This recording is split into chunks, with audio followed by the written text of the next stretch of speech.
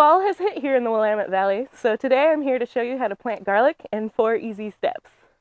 First, we're going to amend our soil with some nutrient-rich compost.